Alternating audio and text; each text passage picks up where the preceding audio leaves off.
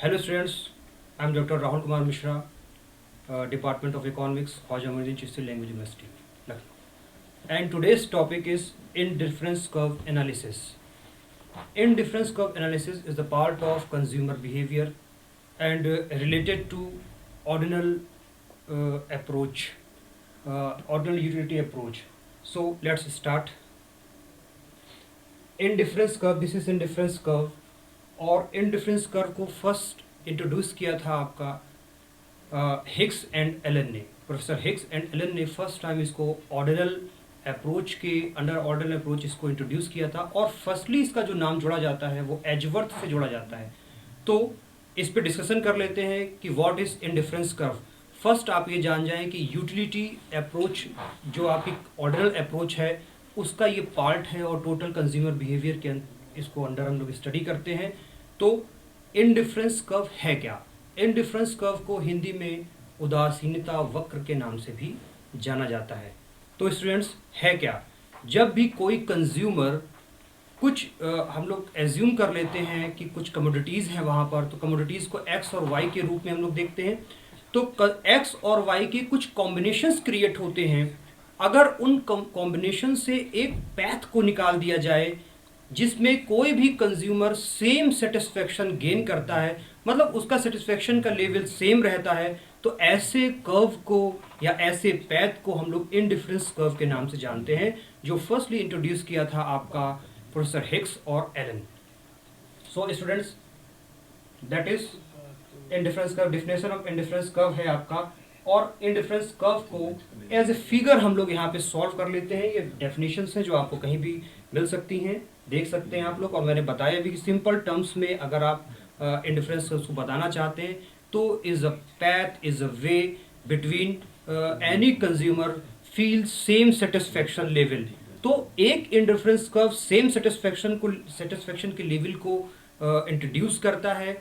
और ये अगर एज ए फिगर देख लेते हैं, यहाँ पे वर्टिकल एक्सिस पे आप देख रहे हैं कि यहाँ पे कमोडिटी वाई को हमने लिया है, और हॉरिजॉन्टल एक्सिस पे आप देख रहे हैं कमोडिटी एक्स है। तो एक्स और वाई कमोडिटी का ये कुछ कॉम्बिनेशंस हैं जिनसे ये कर्व होके जा रहा है, जिनसे ये पैथ जा रहा है। और जब इस पैथ को हम लोग पूरा कर लेते हैं, बना लेते हैं, जैसे पॉइंट्स यहाँ पे A B C D, there are 4 points under this figure.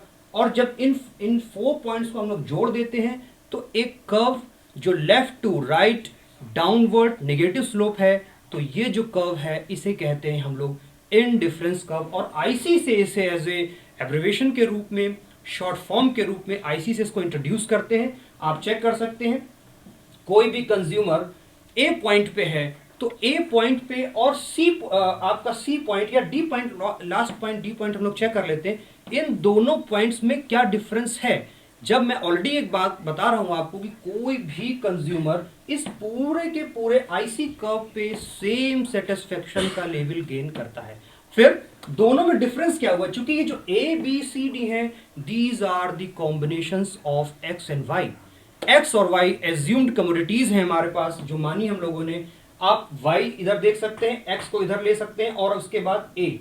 अगर मैं पॉइंट ए और बी के बीच में एक कंपैरेटिव स्टडी कर देता हूं, देख लेते हैं आप लोग कि ए पॉइंट पे अगर कोई कंज्यूमर बिहेव कर रहा है, कंज्यूमर है, तो इसका मतलब सीधे तौर पे ये है कि वो एक्स कमोडिटी के कंपैरिजन में वाई कमोडिटी को प्रेफर कर रहा है। मतलब वो ऐसा कॉम्बिनेशन चूज कर रहा है जिसे में वाई कमोडिटीज की यूनिट्स ज्यादा हैं और एक्स कमोडिटीज की यूनिट्स कम हैं।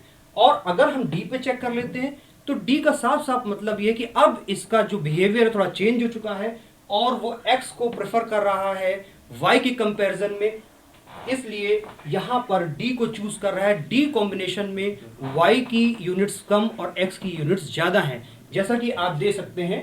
अच्छा स्टूडेंट्स, इस ये डाउनवर्ड नेगेटिव स्लोप है क्यों? इसका एक प्रॉपर रीजन है, इसको कहते हैं MRS, marginal rate of substitution, जो diminishes marginal rate of substitution. मतलब ए पॉइंट से बी सी डी, जब ऐसे पॉइंट्स को जोड़ा जाता है, ऐसा होता क्यों है कि अगर ए से बी की तरफ बढ़ेंगे, फिर सी की तरफ जाएंगे और डी की तरफ जाएंगे, तो हर बार जब हम एक्स की एक्स्ट्रा यूनिट गेन करते हैं तो वाई की हमें यूनिट्स को ड्रॉप आउट करना पड़ता है, ड्रॉप करना पड़ता है, तभी x की हम यूनिट ले सकते हैं।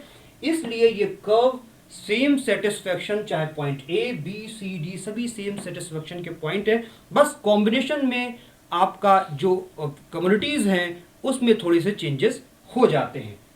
सो स्टूडेंट्स आगे देखते हैं। कुछ एजम्पशंस हैं जैसे कि ट्रांजिटिविटी एंड कंसिस्टेंसी है, मतलब अगर ए पे हम हैं, ए से बी कॉम्बिनेशन अच्छा है, सी कॉम्बिनेशन अच्छा है, तो इसका मतलब बी से ए कॉम्बिनेशन रिवर्स में अच्छा नहीं होगा। मतलब ए बी सी डी, अगर डी कॉम्बिनेशन को कोई कंज्यूमर प्रेफर कर रहा है तो ये साफ तौर पे क्लियर करेगा कि डी सभी सिचुएशंस में ए से बेहतर होगा।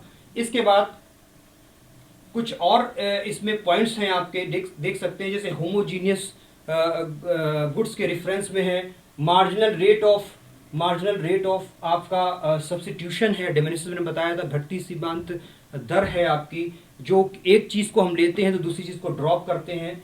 इसके बाद इंडिफरेंस शेड्यूल आती है आपकी, जिस इंडिफरेंस शेड्यूल की बेसिस पे, ये इंडिफरेंस शेड्यूल है जहां पे आप देख सकते हैं कि there are some combination of X and Y. ये ए बी सी डी वही जो मैंने पहले आपको बताया था, वो कुछ कॉम्बिनेशंस हैं जिसमें इस तरीके से चीजों को रखते हैं और कैसे एक कर्व क्रिएट होता है। इसके बाद जब किसी एक ही फिगर में, ये देखिए लुक एट दिस, जब किसी एक ही फिगर में कई इंडिफरेंस कर्व हो जाते हैं, जब किसी एक ही फिगर में कई इंडिफरेंस कर्व हो जाते हैं तो ये पूरा का पूरा कहलाता है इंडिफरेंस मैप। कैसे आप देख सकते हैं, IC1, IC2, IC3 and IC4, these are 4 indifferent curves, और ये मिलके एक मैप बनाते हैं जो कि इंडिफरेंस शेड्यूल की बेसिस पे क्रिएट किया जाता है, और ये मैप का एक सामने आपका फिगर क्रिएट होता है। तो स्टूडेंट्स इसके बाद में इसके कुछ कैरेक्टरिस्टिक्स हैं, मैं अपने जस्ट इसके नेक्स्ट वीडियो में वो कैरेक्टरिस्टिक्स आपके सामने रखूंगा। तब तक के लिए थैंक्स अ लॉट।